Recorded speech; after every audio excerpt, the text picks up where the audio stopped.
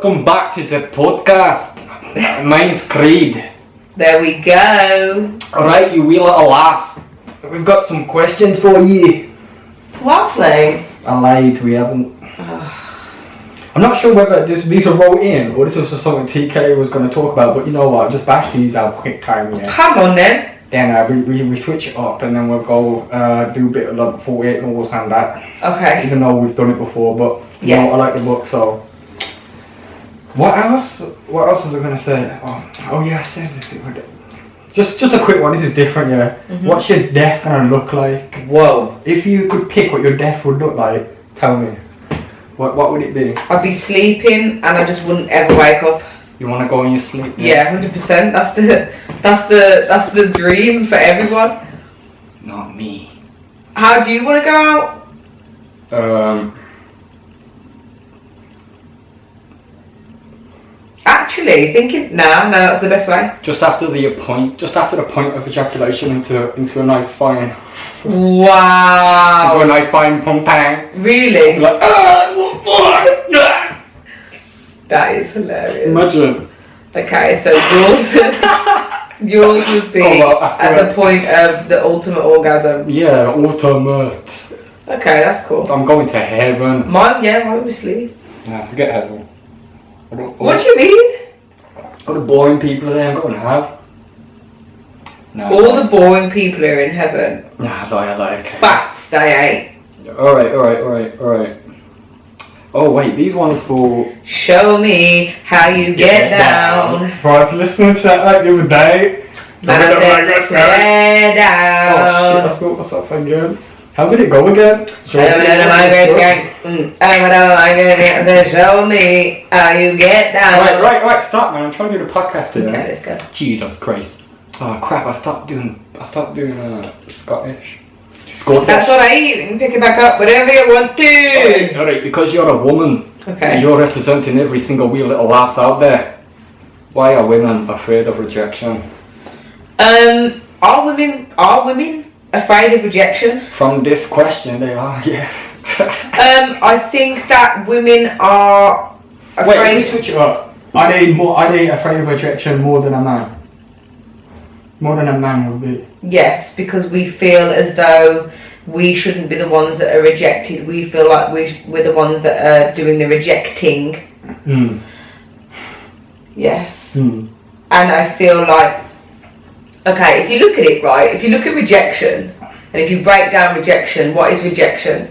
So rejection is somebody telling you that you don't fit what they're after. So you don't fit my mould. You're not what I want. I don't want. You don't fit my standards. Yeah. You're not what I want. So rejection is somebody saying you're not what I want. Rejection isn't a reflection. I'm not going to have kids with you. Your kids aren't worth my pom pom. Basically, yeah. So you're fucked. You're dead from there. Rejection really is the reason why we take it so badly is because we feel as though it's a reflection of ourselves. We feel like when someone says no, it's discrediting us as people. So we feel lesser than because someone said no to us when we shouldn't take it personally. Yeah, of course. But we do. And that's just human nature. When someone says no, we look into ourselves. But it's nothing, when somebody rejects us, it's nothing to do with us. But I think that's why people fear it, is because we feel like when we give people too much power. Yeah, trust me. And we feel like when they say no, it's like, oh shit, then there must be something wrong with me then. But there's nothing wrong with you, it's nothing to do with you, why that person doesn't like you. It's just that you're just not what they particularly want, but we can't help but take it personally. Yeah, you really shouldn't beat yourself up over it. If you are, you've been thinking with your feelings. You have been thinking with your dick or your pom-pom. Because if you thought your feelings too much... It's not that you shouldn't beat yourself up about it, it's just that it's okay to be disappointed. That's human, that you can be disappointed. Yeah, of course. So that's going to come with it. So you should be disappointed, but you shouldn't see it as a reflection on yourself at all. Yeah, 100. So don't chase women, replace them. Oh, okay. No chasing, just replacing. Yeah. You should move on to the next, but you know, give yourself time, allow yourself to be disappointed, and then move on, because it's not a reflection. You have to of make sure you're happy within yourself first, and you love yourself, not in a narcissistic way, but you're just comfortable in your own skin and being on your own and all that. You can't love someone until you love yourself. Yeah, Because if you do that, you end up loving them more than you love you, and then you've lost everything, because everything you had was in another person. You put that much power in them.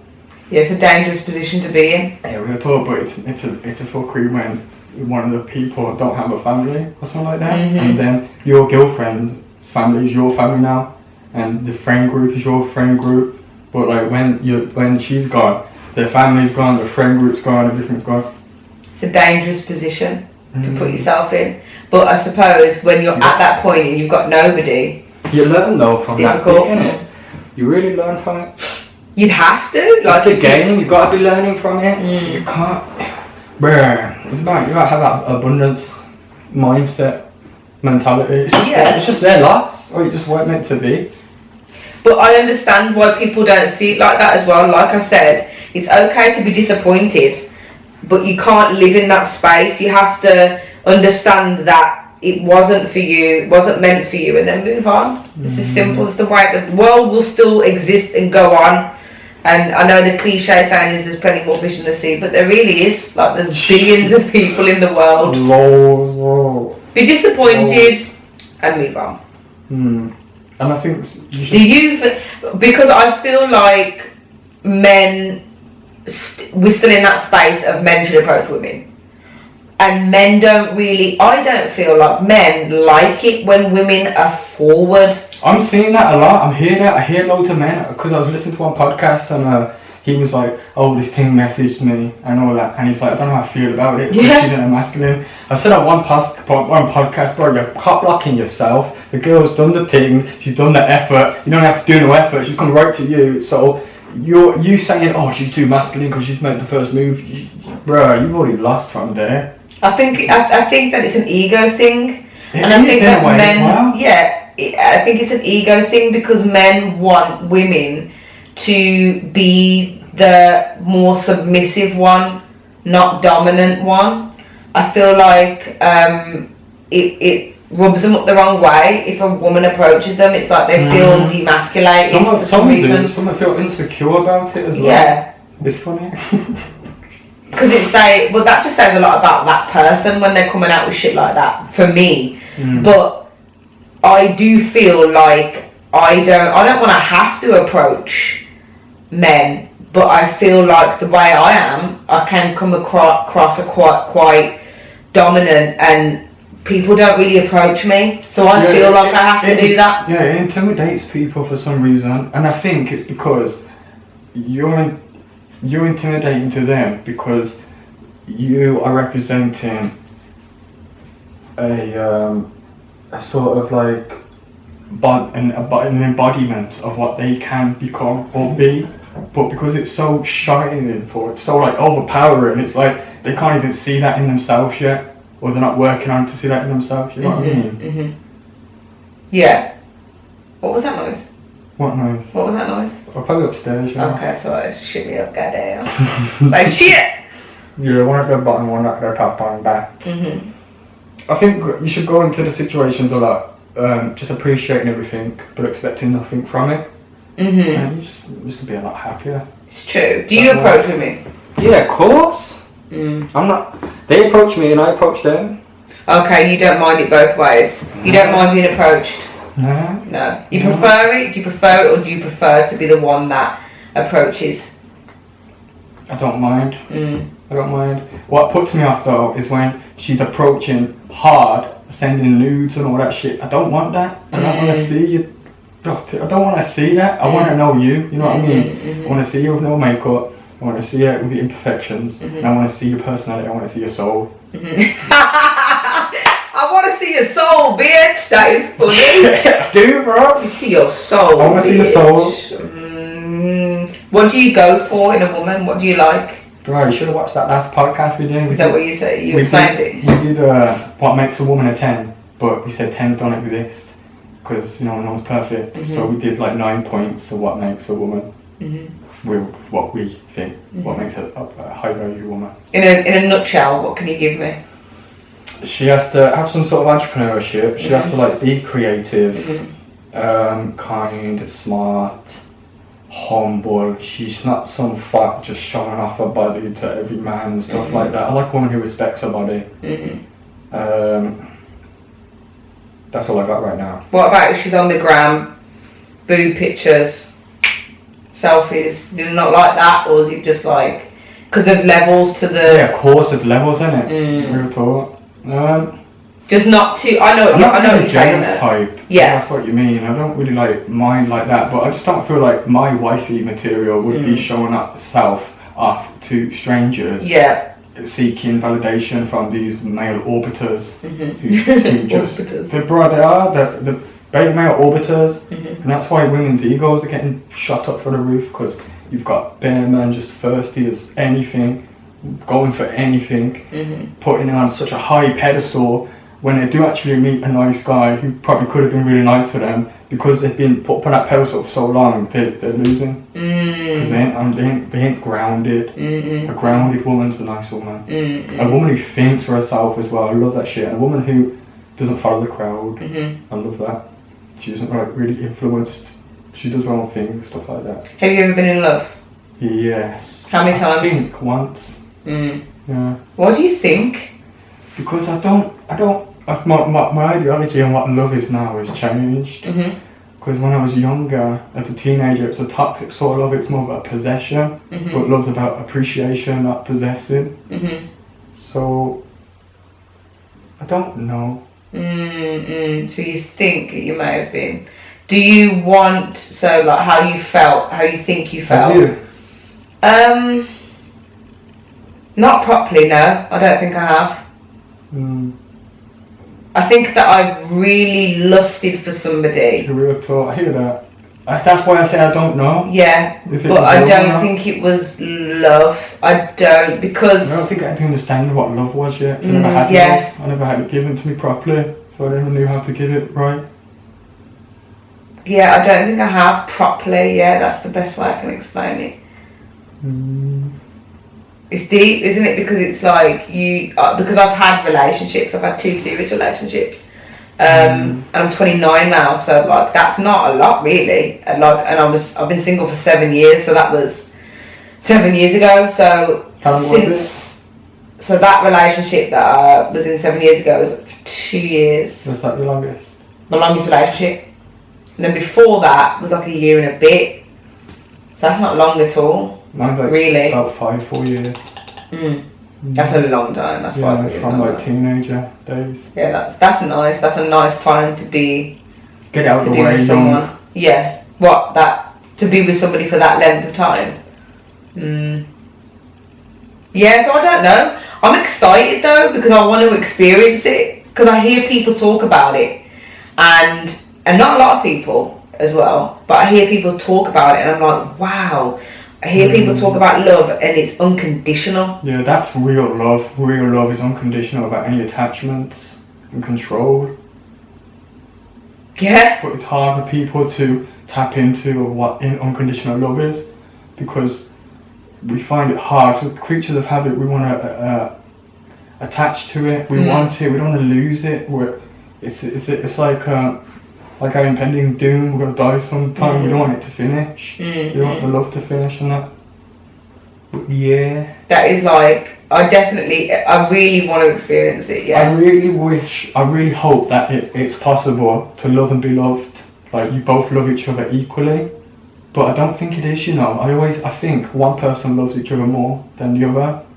But I hope it's not true. I hope you can actually find someone where you both love each other equally. Yeah, that's a big statement, because you're right. I don't think it is equal, because the people that I've had conversations with about love, I can see straight away it's not equal. And that's what's scary. Yeah. But he loves her, and she loves him, but it's on one side it's outweighed. Men and women love each other differently. Yeah, 100%.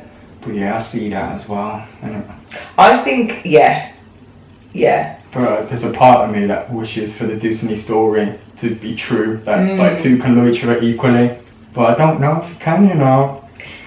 You see, I didn't think that, like, I know this might sound crazy, but like the way you just explained it, like you hope that that is the case. I think men and women do love each other differently. And I reckon men actually love a little deeper than women. Me too. There's like this red pill philosophy that talks about that sort of thing. It's an ideology about women's nature and human nature and man's nature. And they go in a bit deep. Some of it's a bit extreme. You gotta know what to not look at and that. But they say some of them. I think this is MGTOW guys. MGTOW, basically men going their own way. Some of them are just women haters straight up. Really? But what was I gonna say? Shit. Men loving deeper. I said men loving deeper. Some of them believe women can't love. They can't love a man. They only love what he can provide. Because, you know, men are the provider. Provide in terms of like the protectors. And that's why later on go for the good guy. Early they go for the bad boy. He's more mysterious, he's more unpredictable, he's a rush. They don't know where they are with him. So they go through that phase and then they go for the nicer guy at the end who's seen as like the beta male, the protector, the baby maker, the provider. He'll just look after you and everything. And that's how men sort of like show love, but they need to think with their heads a bit more than their guts, because, you know, some women, and some men, there you go. You know, like when you just said about what women love what men can provide. Yeah. Do you mean like just in a physical sense, like financially? Yeah, they believe in a physical sense. Yeah. Okay, I don't believe that at all. I do not look for anything materialistic or possession-wise or money. And it's dead when there are people like that trying to impress you like that. Like, oh yeah, look how much money I made and all that kind of shit. And I'm like, don't give a fuck. Like, who are you as a person? Yeah. You know what I mean? Some people just try to like. It's like they're compensating for their empty souls with all these material things and that. But then a woman would complain if he can't afford to take her out. You see, and that's not my woman. That's not the right woman to me. Because if we're in love, it doesn't matter if we're sharing a pot of noodles on a rainy night, or going for a walk or cinema, anything. It doesn't matter what we're doing. We're gonna love what we're doing together. I think though, because in me saying that, I'm thinking, right, that's not possible to get at the beginning of a connection. So at the beginning, when you both start off and you meet each other, and you know, you have to get to that point of nothing to be able to survive. Do you see what I mean? Because initially it's like, women, I do want to be taken out. Do you know what I mean? But to meet somebody and not have those things, I think that you'd have to evaluate that person as a whole. And because you don't love straight away, do you? So you're having to look at that person and go, right, do I like him? Yes, then it doesn't matter. Yeah, really doesn't matter if you can afford to take me out. Yeah, it doesn't matter it does depend on how you initially meet, but you don't love somebody initially. Unless you've been speaking for years online and having webcam conversations for like months and months and months, and then to actually meet in another country. And that definitely sounds like you're talking from experience. Yeah. 100%. Then you love straight away because you've been talking to them that whole time. Okay. Has that happened to you? Yeah. Wow. Where is she now? I don't know, you know. Oh, that's a shame. Is that the person that you think you loved? Yeah. But I don't know because it was young, innit? Okay. I don't even know love. Where was she from? Wales. Wow, that's nice. Yeah, it was 6 though. I went to Wales. Nice. In the middle of nowhere. Got my first like tattooing job there. Good. I like travelling, you know. Yeah, I can tell. In the forests. I can definitely tell. Well, damn, we went pretty. Well, we went pretty deep. Scottish accent anymore. Pretty deep. We went on for some time then. We did, but that's that's only bruh. So what we're looking at now, 48 laws. Yeah, come forget the other question. Yeah. Okay. What did you want to speak about? Oh wait, did you have one? Did you have one for me? I think so. A man's advice on something. I think Good so, but I question. forgot. It's not coming to the forefront of my mind. Defo forgot. Sorry. My bad. Alright, so while the camera's off, you read through a song. I read through some of them. What one Yes. stuck out to you the most? So, out of all the 48 laws of power, my favourite one is strike the shepherd and the sheep will follow. True story. You can use this law in everyday life. Like, Everyday life, right? For instance, for example, you're in a fight. Weirdly enough, right? You come to a situation where you're in no position. Your back's against the wall. What are you gonna do, right? Go for the biggest person, if you can. Because usually, when you strike the shepherd, everyone else is gonna be like, shit. They just hit the biggest person, and man down. Everybody else will follow. Love that. You can use it in so much in life. In fact, I actually had an incident where I feel like that I definitely used that law. go on, what was it? Just in sort of like a work setting, you know, if somebody wants, you know, they've got it out for you, and you make an example out of that person. You could be like You bring their sort of intentions or to the surface so that people can see it. Yeah, so basically you're in a group setting, and sometimes people feel like they can disrespect you in the group or whatever, and you show that person up.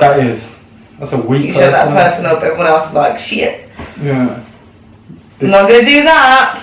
They're shit tests. Yeah. The subliminal shit test or conscious shit test, but you've got to tell them people and put them straight up. Oosh. On day one. What about my other favourite one is, what's that one where, did you say it? About never outshine the master.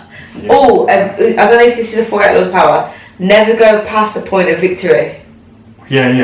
Love that. Be humble with your winning, never go. Yeah, just like when you've won, stop. Like know when to stop. You gotta be humble. Know when shit can happen. Mm-hmm. I remember one time I probably didn't do that. I was at this one night club called Billy's. It's like a bashment place. I'm the only white guy there. I'm dancing with like some of the girls and I'm getting stared at. Here, I'm probably pushing my victory. I'm dancing too much. I'm putting too much attention. I'm outshining masters in the room who are all gang and all that. End up running from them, got chased with a knife, you know. Really? Yeah, good night though. Oh my god. Trust me, I ran like Usain Bolt. Really? I was the quickest man there, and there was a few of us. You are lucky. You got chased with a knife as well. Not the first yeah, time. you definitely went past the point of victory. Not the first time. Which one's your favourite? Gee, there's so many though. They're all good, aren't they? They are all good. But then they're also quite messed up, like this one. Of course. Pose as a friend, work as a spy. I don't like that one. You're an enemy if you're doing that. You know, your friends. Yeah, exactly. Pose as a friend, work as a spy. That's enemy. That's messed up. That's messed up because that's just messed up, isn't it? That is nuts. Which one's your favourite? I don't know. You know. Always say less than necessary. Oh, that's beautiful. Thank you, Robert Greene. Thank you. Because it's so true. Sometimes you gotta know when to shut your mouth. Just stop talking. Just got to shut up. Say less than necessary. Perfect. Sometimes people can end up talking themselves into bullshit. Real talk. Yeah. Just gotta know when to shut up. Simple. It's amazing what people will say if you just shut up and listen. It's amazing what they'll tell you. Thank you, Jesus. Recreate yourself. Love that one. I do that constantly. Yeah, me too. Constantly, and people think I'm nuts, but it ain't. It's just because I'm recreating myself. I'm like a chameleon, evolving. Simple. Enter action with boldness. Yeah, I like that. Conviction as well, especially when you're talking about things. If you talk with conviction, that brings some magic others. Magic like you wouldn't believe, Billy. Yeah, trust me. Have my triple clicks on that. Master the art of timing. Love that as well. Yeah. Patience as well. Bruh, people with timing. When I can't deal with people who can't do their timing proper. Yeah. No. But it's patience as well. Some people, I'm a very impatient person. I can't wait. I'm just like, no. Making plans like with someone. But that's why I need to remember to do that thing and appreciate everything and expect nothing. Yeah. Are we looking up at? Are we? No, I got a piece Oh, of okay. around the wall sit. Oh, okay. Love it. Make your compliments seem effortless. Yeah, that is brilliant. I think Robert Greene was an absolute G for this. Yeah. He's a brilliant researcher. Yeah. There's the original book. It was by a Portuguese guy. Was it? It was an original. The original 48 Laws of Power is by a Portuguese person. Okay, that's a real I can't remember what it's called though. I'll have to try to find that. Yeah. That's where Robert Greene got most of his stuff from. But it's a really difficult listen. It's hard to listen to. So basically, he's took one of these laws then. Yeah, he's took this from everything, you know. So like basically, what's he say about taking it and passing it off as your own? Yeah, he's done that basically. He's hilarious. None of this is his. He's a boss though. That is brilliant. Brilliant researcher. But for just like doing this and breaking it down, I feel like a lot of these things that are stuff that we already do, stuff that a lot of people already implement. It's just actually seeing it and what it means puts things into perspective as to why you're doing it and what the outcome's going to be from doing what you do. And just because someone's reading this book, it don't mean they're a psychopath, sociopath, or narcissist or something like that. Maybe they're just reading it to give them a chance against people like that in this world. Yeah, it's true. Because okay, for instance, do not commit to anyone. People will try to make you dependent on them. Mm-hmm. So it's like it's a catch-22 really, because it's also you can they embody the caretaker sort of role and then make you a project. Yeah. I see a lot of women sort of do that with men. They sort of want to be the saviour, protect them, change them, and that kind of stuff. Where but that's not love again. That's possession. That's control. I think that everything is subjective, but everything is all about intent, because women are natural nurturers. Yeah, but we are, sometimes aren't we? You can over nurture. Yeah. Would you rather have strong kids or soft kids? If you nurture them, they're not going to become strong. That's not the quote. Would you rather them be weak or strong or something like that? I can't remember. Sick quote though. I can't even remember it though. I like you already, and you've only just given me a little piece and you can't even finish it off. Because I want to know. Because I want to nurture my children. Pardon? Jordan Peterson, okay. Just some of the quotes he comes out with. For me though, like when you talk about that, about nurturing, we nurture, but it's intense. Like some women do want to do that to control and possess and be accountable for this man being a better person. For me, I don't see it like that. I genuinely want to nurture people. Like, if I see somebody that's,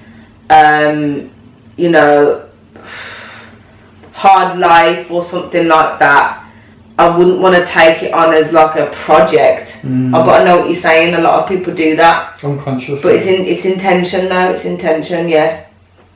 Some people are drawn to people like that as well. Some people are drawn to people. The empath and the narcissist. Empath. The empath and the narcissist. Which I had a fire quote for that one. I don't know if I'm going to have to find it, but if I find it... Oh, we need a Jamie. Yeah, trust me. We need a Jamie. If I find it, I think you'd like it. Jamie would sort this out. I know, quick time, innit? Jamie! Show me how you get it down.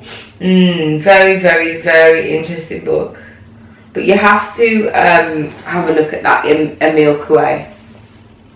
That has to be like on your list of things. While Billy is researching, I'll tell you a little bit about it. Emile Coué did a book called The Power of Auto-Suggestion. No, Self-Mastery. The Power of Auto-Suggestion. Was that Robert Greene? That was Robert Greene, different book.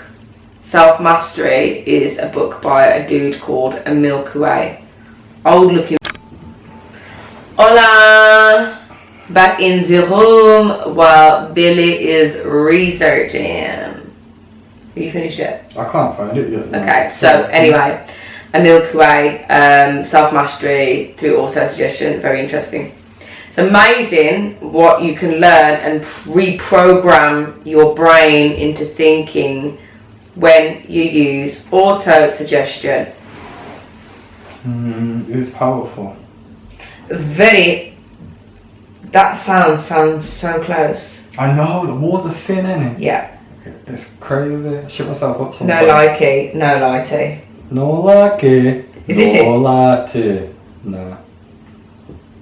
Baby, won't you come my way? Something I want. Yeah. Got it.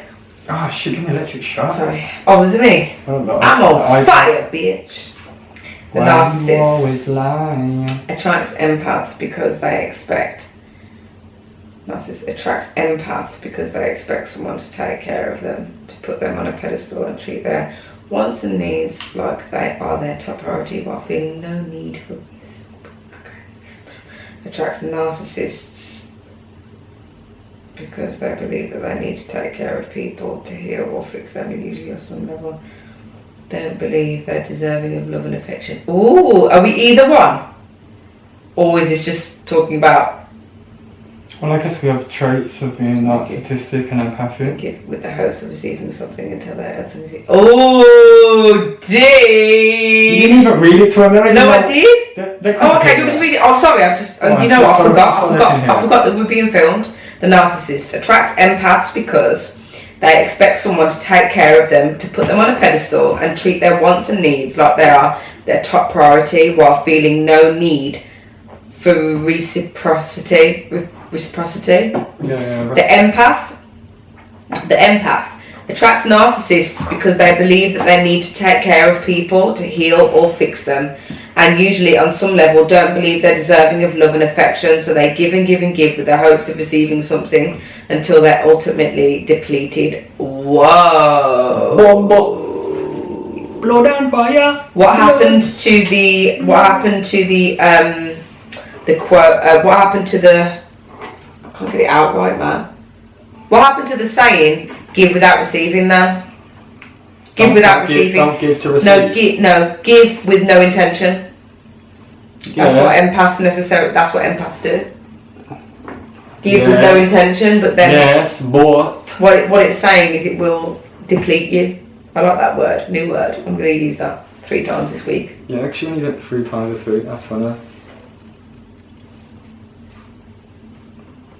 Baby, won't you come my way? I feel like The downfall of having a good heart is that you're constantly looking for angels inside of demons, and you wonder why you're always getting hurt.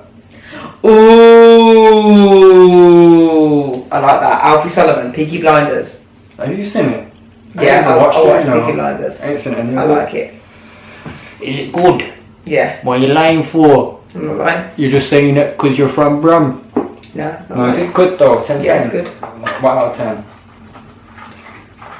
8, 9. Damn, after. Wait, what's it on Netflix? Netflix. I love Peaky Blinders. Yeah, my friend got me into it. I didn't give it a chance, and then she was like, "Listen, just watch it to episode 3. If you don't like it, leave it alone." I might. I ain't got Netflix. It's What only do on you mean? Netflix, isn't it? You've got Netflix. No. You surely you can get. You got Wi-Fi. Yeah. Oh, you don't want to pay for it. No. Okay, yeah, sure. No.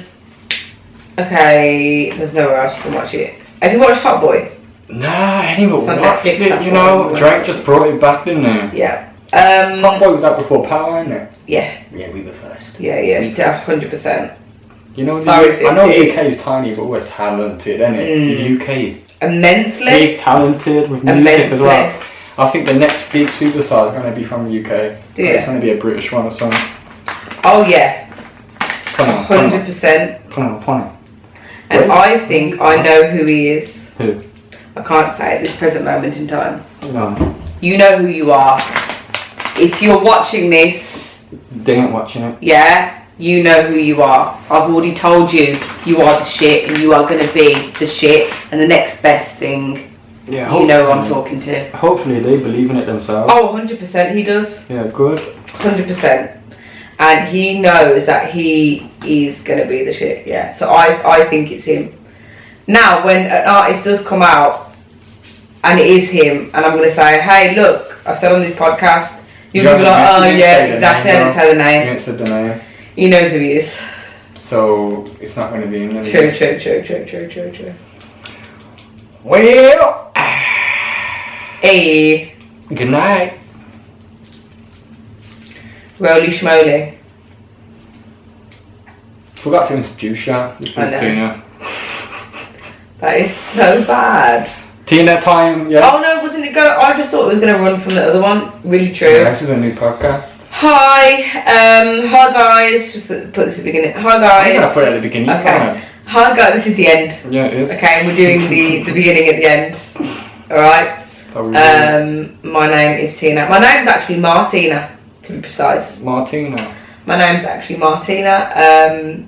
But for the purpose of my YouTube channel, I have shortened it And to it's, Tina. and it's Tina Time TV on all your socials. Tina Time TV on YouTube, Tina Time TV on No, Instagram. don't do that again. No, it's Tina Time and everything. Right, you've heard it, bro. Tina Time TV. Yeah. Get at me. Link in the Hello. link in the bio. Link in the bio. Like, subscribe. I've loved doing this. Thank you. Oh yeah, welcome to my spirit. Nice to have you. Thank you.